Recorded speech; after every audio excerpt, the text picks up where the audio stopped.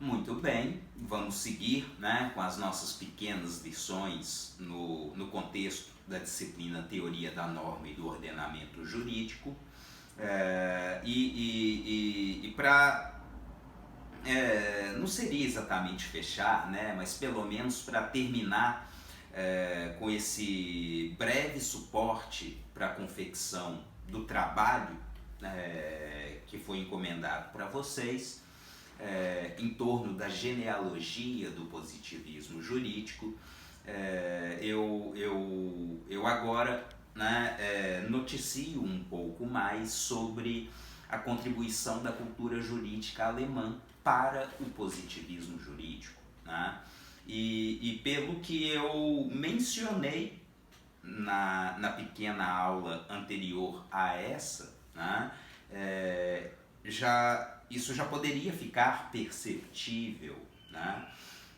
A primeira contribuição, clara contribuição, né, da cultura jurídica alemã para a doutrina do positivismo jurídico se dá com a escola histórica do direito alemão, na referência de Savigny. Né?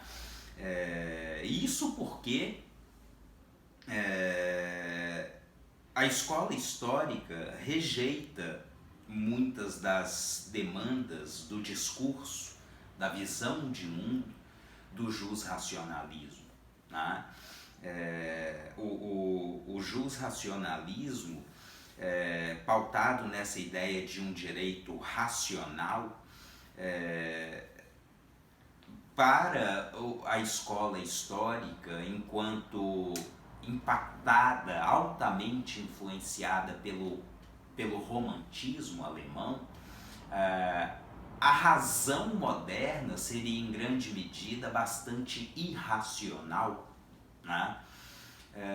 E pela trajetória do Savigny e seus pares, ou seja, dos juristas, dos pesquisadores, dos eruditos do direito da Alemanha da primeira metade do século XIX, havia, né, bem ao gosto do romantismo, uma fascinação muito grande em torno da cultura jurídica romana, tá?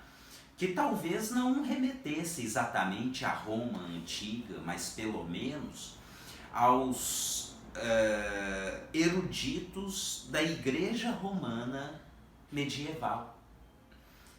Os famosos glosadores e pós-glosadores, que eram todos sacerdotes de grande erudição que se debruçaram, pelo menos o discurso era esse, que teriam se debruçado sobre os fragmentos do direito romano clássico, isso por volta do século XII. Né? Então, os juristas da escola histórica do direito alemão, eles estão muito fortemente influenciados pela erudição enquanto o grande filtro, grande fonte do direito. E por que, afinal, esse rótulo de escola histórica do direito? Olha, isso que eu estou dizendo já seria bastante revelador, né? E ainda mais, né? Porque Savigny defendia que a verdadeira grande fonte do direito seria o que ele e seus pares chamaram de Volksgeist, né, a expressão alemã, que nós traduzimos, né, reiteradamente como o espírito do povo. Né? Então, falar do espírito do povo é falar de práticas sociais que vão se reiterando, que vão se institucionalizando, mas enquanto práticas, tá? Enquanto costumes, aquilo é sempre um tanto difuso, né? Não é simples apreender um espírito ou o espírito do povo.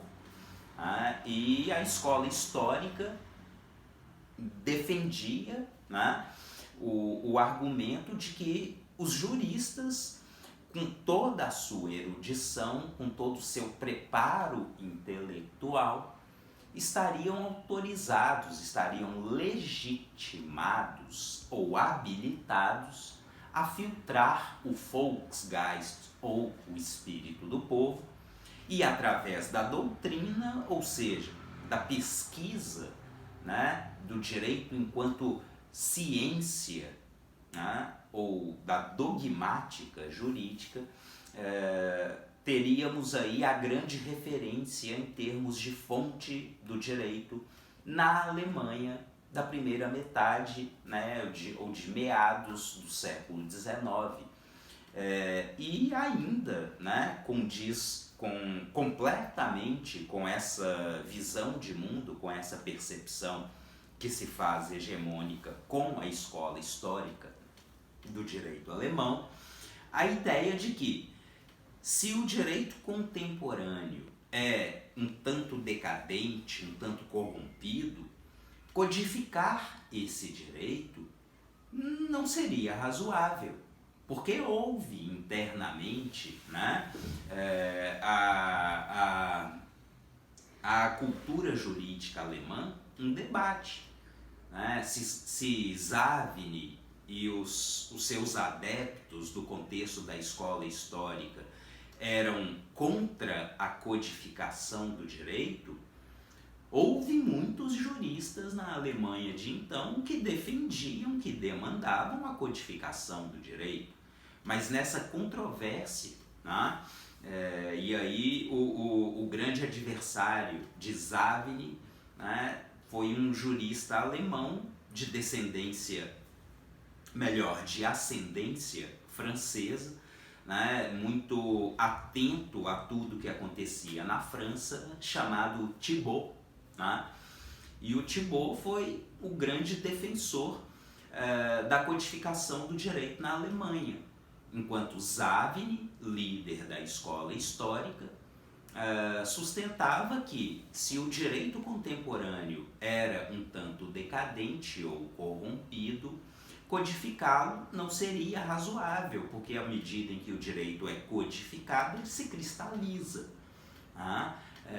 Daí, né, a demanda pelo Volksgeist, pelo espírito do povo, que seria apreendido doutrinariamente. Né? E foi exatamente esse lado do debate, da controvérsia acadêmica, jurídica, né, que saiu vencedor no panorama da cultura jurídica alemã de meados do século XIX. Então, percebam, né, a partir do momento em que rechaça-se o jusracionalismo, rechaça-se também, né, o juspositivismo exegético, o direito materializado em código de leis, reduzido a códigos de leis. Mas o que prevalece é o direito enquanto doutrina, enquanto construção científica, que é uma outra modalidade de direito positivo. Tá? Talvez não tão objetivo quanto o direito codificado, não tão simples, não tão enxuto da complexidade do fenômeno jurídico. Tá? Mas é esse o panorama, né, da Alemanha de meados do 19 até um momento em que o impacto da modernidade, da modernização, se faz mais presente. Né? E aí a gente já fala de uma geração seguinte à geração do Savigny. Inclusive, né, a grande referência desse segundo momento no panorama alemão é o jurista Purta, né, que foi um grande discípulo de Savigny, mas que a partir do momento, né, em que se emancipa, né, que atinge a sua maturidade intelectual e começa a pensar por si próprio, Purta lidera um outro movimento, uma outra corrente, né, doutrinária, que fica conhecida como jurisprudência dos conceitos. e que remonta à mesma tradição, né? Que volta lá nas pandectas, enquanto uma seleção, né, da doutrina dos jurisconsultos romanos clássicos, né? Então fala-se das pandectas, melhor, da pandectística, né? E é isso que está por trás da jurisprudência dos conceitos, né? A ideia de jurisprudência dos conceitos nos leva a algo muito parecido com o movimento da codificação que houve na França, né? Mas aí trata-se, na verdade, de conceitos completamente abstratos, pertencentes ao âmbito da dogmática ou da ciência do direito, conceitos que se amarram logicamente, rigidamente, né? Então, com a jurisprudência dos conceitos, a partir de Purta, a grande tendência da teoria do direito na Alemanha é uma construção científica conceitual do direito, até aí, né? Basicamente o que Savigny ou Savigny já propunha. Porém, esses conceitos eles vão se tornar completamente autorreferentes, eles vão descolar daquela ideia do espírito do povo, tá?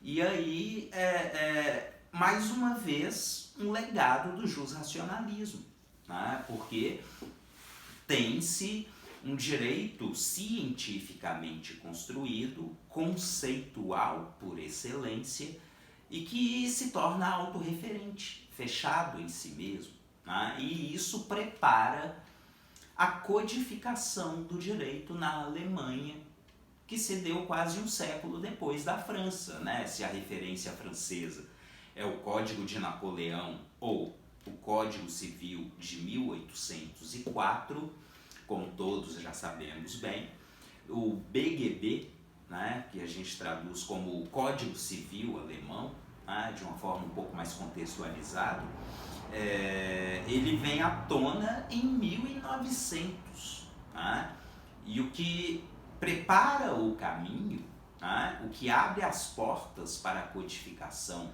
do direito alemão, é exatamente a jurisprudência dos conceitos, né, que, enquanto jurisprudência dos conceitos estritamente, implica numa construção doutrinária, científica ou conceitual do direito, pautada sempre no raciocínio lógico, seja na dedução do conceito mais amplo para o conceito mais restrito, seja na indução de um conceito mais específico para um conceito mais amplo, né?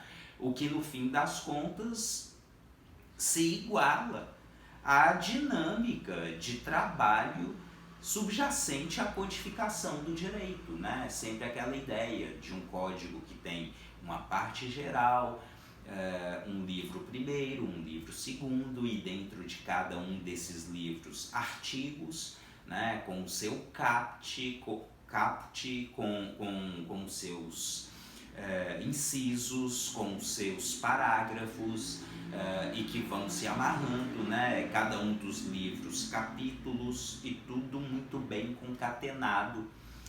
Tanto o direito codificado quanto o direito pautado numa jurisprudência dos conceitos busca realizar ou viabilizar um sistema racional de normas jurídicas válidas. Então, no fim das contas, fica tudo igual, né? É assim que a jurisprudência dos conceitos abre as portas para a codificação do direito alemão, né? Isso é um tanto retardatário em relação à França, mas quando se chega a esse momento já não existe qualquer dúvida, né? É a completa hegemonia, é a completa vitória da doutrina do positivismo jurídico em todo o continente europeu, né? E nesse contexto Se voltamos os nossos olhos para a Inglaterra, tá? O que se tem é a dinâmica do common law, um direito construído a partir de decisões judiciais que tem a sua singularidade, mas nunca podemos nos esquecer, na verdade é muito óbvio, as decisões judiciais também são uma fonte de direito positivo. Tá? Então, pelo menos nesse momento, né, meados do 19, princípios do 20, o direito natural ele desaparece. Tá? Essas são as ideias básicas que vocês precisam considerar, né, para construir um bom trabalho. Muito obrigado, um grande abraço.